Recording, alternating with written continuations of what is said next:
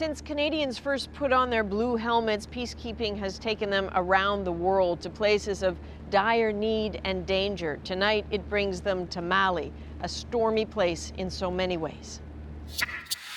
This is a big country, one of the poorest in the world, a place often seen as two halves. The capital, Bamako, is in the southwest. Gao, where we are now, is in the more remote and restive northeast. The UN base here is known as Camp Castor, home to the Dutch, the Germans, and the Canadians. The advance team has already arrived, and it's already been a bit of a slog. Mali isn't making this easy. Canada's first efforts to get to the north of the country and the UN base that will be home for a year have been a bit rough. Problems drop from the skies. We're moving in the rainy season. It's very difficult for us to move things over the ground because the roads in that part of Mali are mostly dirt roads, so it makes it very difficult for us to move those heavy pieces of kit and equipment through that means, so we can't use that. And then, of course, Mali is a landlocked country, so we can't sail things in either. So this is the theater activation team supposed to be heading from Bamako into Gao. But listen to that. The storm that has moved in is not going away. This flight was already scuttled once because of a sandstorm. They tried again today, but this rain is relentless. On the verge of conceding defeat, a window to fly. We are going to be operating in a threat environment after takeoff and prior to landing. On board, about a dozen soldiers who are really the advance team to the advance team, charged with readying the base for the 250 Canadians and 6 helicopters that will move in August. That's the count. And then there's General Jonathan Vance, the chief of the defense staff.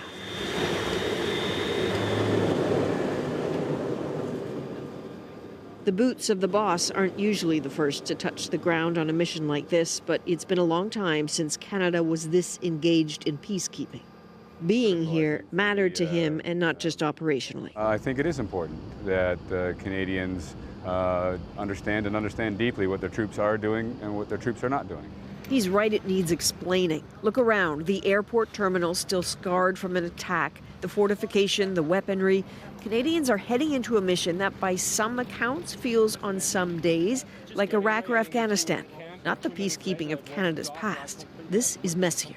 Being here mattered to him, and not just operationally. This is a mission sponsored by the UN. If you could think of it as a UN mission and not necessarily a peacekeeping mission. 5 years in, and the extremists haven't been driven out. Frighteningly, some Islamist groups are joining forces and skills. The Wall of the Dead at the main UN base in Mali, unfortunately, has room for more, and the deputy force commander for the UN doesn't sugarcoat a thing. Do you feel like some of your soldiers are being targeted? Absolutely, because we don't have the intelligence at real time. This is a problem. If Canada can provide assets to get the information at real time, I think it's easy to defeat the attacks.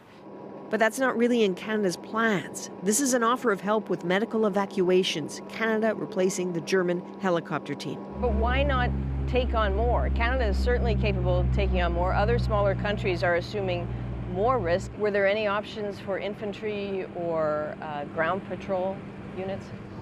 No, I offered no options in that regard because the mission didn't have any gaps and to this point does not have any gaps for that kind of a capability.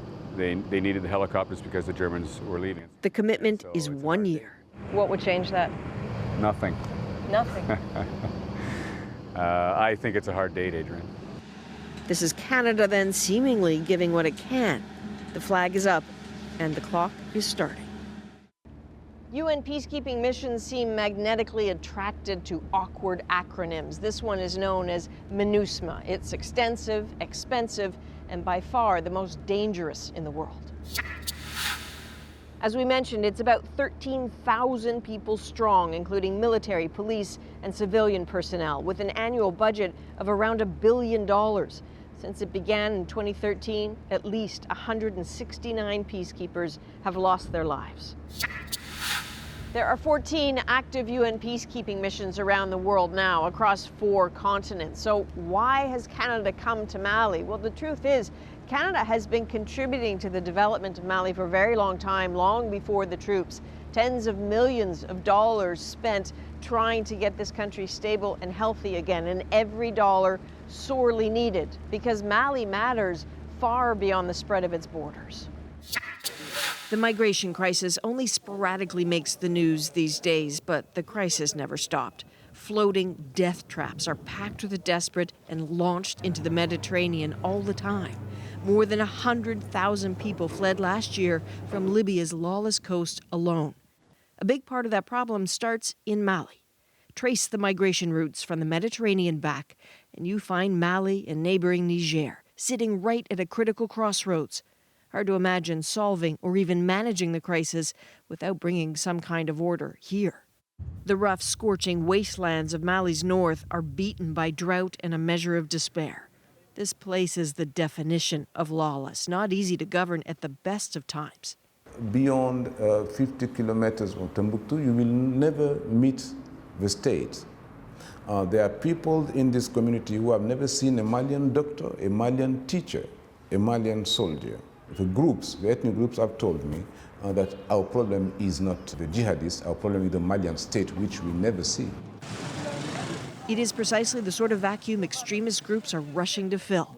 Militants fuel their activities smuggling drugs, guns, and people through here.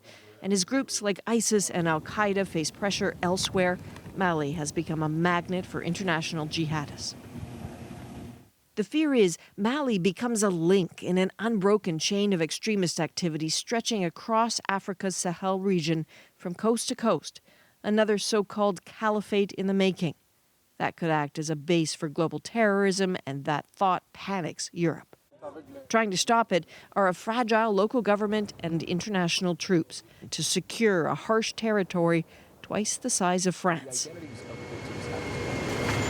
The UN has been trying to get more Canadian military involvement for years. Justin Trudeau was elected in part on a pledge to return Canada to peacekeeping. Analysts have been baffled by the results.